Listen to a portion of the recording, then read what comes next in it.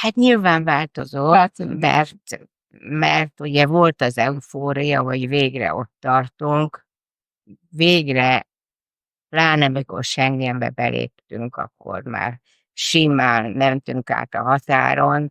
Azért mi a szocializmus idejében bőven álltunk mondjuk 5 órát a cseh határon, a csehszlovákiai határon, hogy átmenjünk Csehszlovákiába, tehát nagyon nagy volt a kontraszt.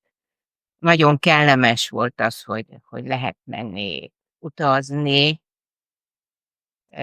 Nagyon érdekes volt, hogy változott az oktatás, és a nyelvoktatás az nagyon erősen elment abba az irányba, hogy európai nyelveket tanulni, és az ifjúság az lényegesen jobban megtanulta a nyelveket, mint mi annak idején. Aztán ugye kezdtük figyelni, hogy mi történik. Nagyon hamar lett Magyarország az Európai Uniónak a féléves elnökségét nagyon hamar megkapta, és akkor az egy nagyon izgalmas dolog volt, és nagyon tetszett nekünk. Aztán később kezdtük látni azt, hogy az Unió, ahogy bővül, egyre fejnehézebb lesz. És hát ugye valahol az van, hogy az Unió jelen formájában 27 ország, kicsit veszekedő, kicsit ilyen-olyan,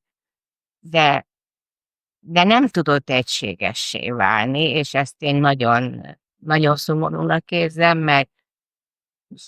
mert Európa így nem akkora hatalom, mint ami szellemileg, kulturálisan, történelmileg megilletné. Ez egészen biztos, hogy egy másfajta összefogás kellene. Bonyolult kérdés, hogy hogyan változott a véleményem az Európai Közösségről, Unióról.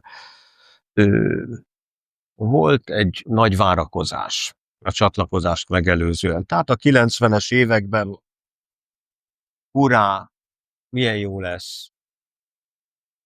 Bár egyre inkább, ahogy közeledett a csatlakozás időpontja, én is, meg akit meg tudtam győzni, meg aki engem meg tudott győzni, azon voltunk, hogy azért reálisan kell nézni, nem szabad túl nagy elvárásokat, meg várakozást kelteni, mert veszélyes. És ez sajnos beigazolódott. Mert egy csatlakozásnál be akarunk lépni egy klubba, hát elsősorban mindenki az előnyeit nézi, hogy várhatóan mi lesz az előnye.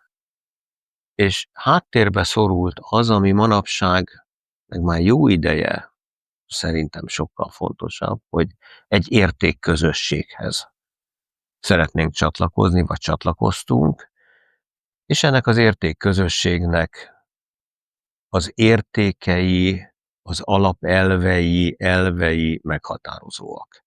Meghatározóak kellene, hogy legyenek. Tehát ez kevéssé volt jelen. A másik, hogy bár ezt gazdasági érdekközösségként hozták létre, mellette szépen a hab, tortán, békemegőrzés és egyebek, a szociális, az emberközpontú, állampolgár, munkavállaló, dolgozó központú megközelítés csak késve jött. Igazából ennek a 90-es évek voltak a arany évei Jacques Delorsral az élen, és mind a mai napig nagyon sokan abból élünk, abból töltekezünk, ami akkor megszületett.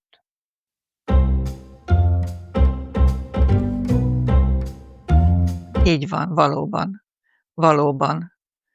valóban képviseli az országokat, az embereket.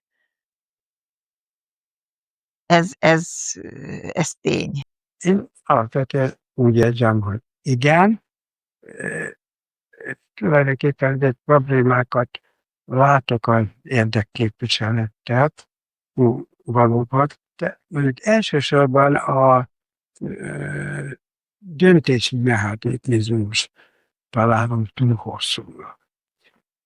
És ennek az egyik legfőbb akadálya a vétója. De egyes kisebbségek meg tudják akadályozni a többség akaratát, ezt nagyon nagy bajnak találom.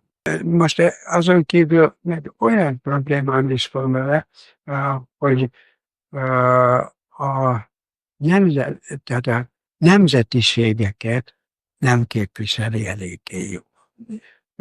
Itt nem az egyes nemzetekkel gondolok, az túlsúlyban van, hanem olyan nemzetiségek, mint például ugye a spanyolok, a baszkok, akkor általában a mi nemzeti, tehát külföldi nemzetiségeink, meg azért igazából mindenhol, minden államban vannak olyan nemzetiségek, amelyek nem tudják hallatni eléggé a szavukat.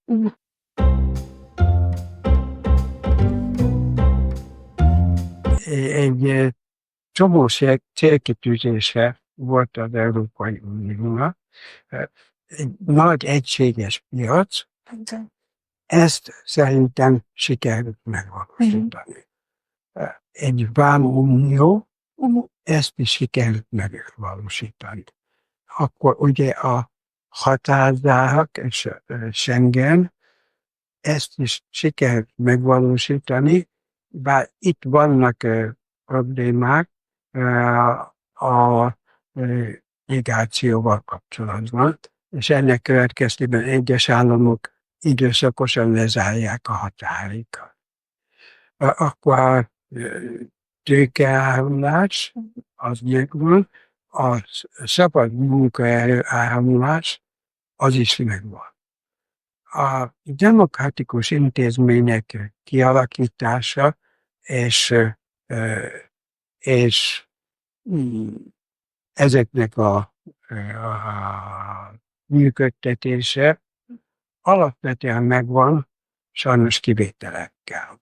Eredménye az Európai Uniónak, Európai Közösségnek az, hogy akármi is folyik, akármilyen szívódások, veszekedések, betartások vannak, mint ahogy ez a politikában sokszor van, itt béke van.